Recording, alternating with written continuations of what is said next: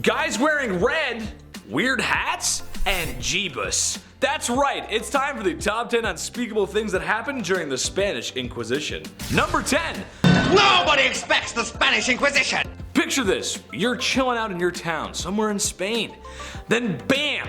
Spanish Inquisition. Except this isn't a comedic gold classic Monty Python skit, but rather the actual thing. And as you'll come to find out, whether you learned it in school or whether you learned it from a plump internet comedian such as myself, it was really messed up. The Catholic Church was about to go on tour, and by that, I mean search out for heresy. Also, maybe take people's land and wealth if they were declared an enemy by the Pope, which that's probably a lot of people. And that was a part of it. The Inquisition lasted hundreds of years and saw many people tormented and perishing under the strict codes of religious persecution.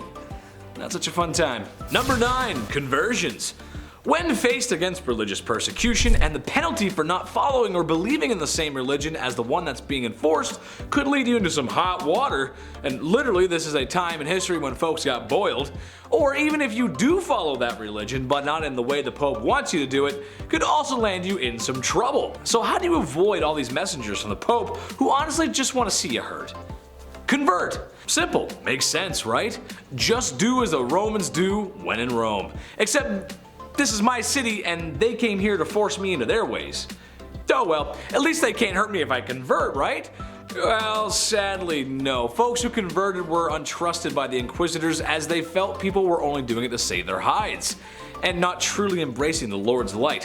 Which is so true, but for the wrong reasons. Yeah, of course they're gonna convert. You boiled Pedro alive in the castle dungeon last week. Did you really think they're not gonna be concerned when you start building a fire in the town square? Hand me a book and some beads, brother. It's time to make the biggest prayer ever. Number 8. Gimme the loot. No one was really safe from the Spanish Inquisition, and that meant people with money. And if there's one thing the Pope and the Church love more than persecuting against those that they wish, it's a big fat pile of gold. As it goes, if you find yourself being burnt at the stake, there's a good chance that the Pope has his hand in your wallet. After all, you no longer need the gold if you're on the charcoal briquettes of religious righteousness. Nobody is exactly sure how much gold the Church was able to appropriate, but if I had to put it in simpler terms for me to understand, the Pope could probably walk into a McDonald's and buy a soda with confidence, even though it's not dollar drink days in the summer. Now that's the kind of wealth that I'm after. Imagine all the chicken nuggets I could get with that. Okay, time to steal. Take gold for that for sure belongs to me. Number 7. Never rat on your friends. As a wise Irish gangster played by a wise Italian American actor once said, never rat on your friends and keep your mouth shut. In the context of La Cosa Nostra, this is something that will make you just live longer. This is also true for the people of the Spanish Inquisition. When inquisitors showed up to your town, as they were unexpected, they would decree that anyone who relinquishes information on heresy will be relieving of their conscience. Some people would tell the truth of their sins, something they would deeply regret moments later. However, more disturbing than that was the snitching. People were encouraged to snitch on their neighbors sinning in heresy. And because a lot of people were guilty until proven innocent, it created a toxic environment to say the least. Basically, any Karen upset with how things are, or if your neighbor keeps his candles lit at night and you can't sleep from the constant light, just tell the Inquisitors and they will throw him in a dungeon and torment the sin out of him. That'll make him think again before buying candles at home sets. Snitches get stitches. Number 6. Napoleon Bonaparte. Okay, I called him that because he was a tyrannical dictator who took things too far. However, he did play a part in the Inquisition's ending. Not completely by his doing, but still interesting. After the French Revolution and all those heads had been removed from bodies, France was on the up and up. It also cashed in on its great military points and earned the great military leader Napoleon Bonaparte. Dude was good at what he did, took on multiple empires at once and won. It would take a few tries before the Corsican ogre would be toppled in his own game. However, in one of his early conquests, he pushed pretty far into Spain and pretty much took over. He then installed his brother to be in charge. Throwing his French Revolution ideas at everyone in Europe was scary. It's what got him into all that trouble in the first place. But it also scared the church because in Spain, it was kind of starting to work. Eventually, he was defeated and Spain would bring back the Inquisition, like it never went out of style in the first place. Yikes. Number 5. Alternatives. The Inquisition lasted centuries, and in that time, a lot of people got cooked. Wasn't a great time. However, there was an alternative. sort of. Sometimes the inquisitors would burn an effigy of the person instead of them. This sounds much better, right? I personally would much prefer voodoo than being the main course of my own barbecue. I know they didn't eat them, I'm just trying to make a burning alive sound a lot funnier than it really was. However, the effigy burning was only really done when someone had passed during the brutal torments that were implemented during the super fun time. So either way, you're not gonna make it to dinner. Number 4. Bad Bungee. One method of extracting information from heretics is making them say their last prayers. And they do that by using something called the garuka. A person's arms were tied behind their backs, which were suspended by a rope. Basically, you were just dangling from your arms. It wasn't good. Bad luck. This, more often than not, would dislocate the victim's shoulders, or simply just pop them right out of their sockets. Ooh. This one had me singing like a canary. This is just one of the many methods used to get what they wanted. However, it was one of the main methods. Kind of like your go-to, you know? Like your favorite places to eat, your favorite socks, or who you made in Super Smash Bros. Did I ever think I would be talking about brutal methods of extracting information along with one of Nintendo's best franchises? No. No, I didn't.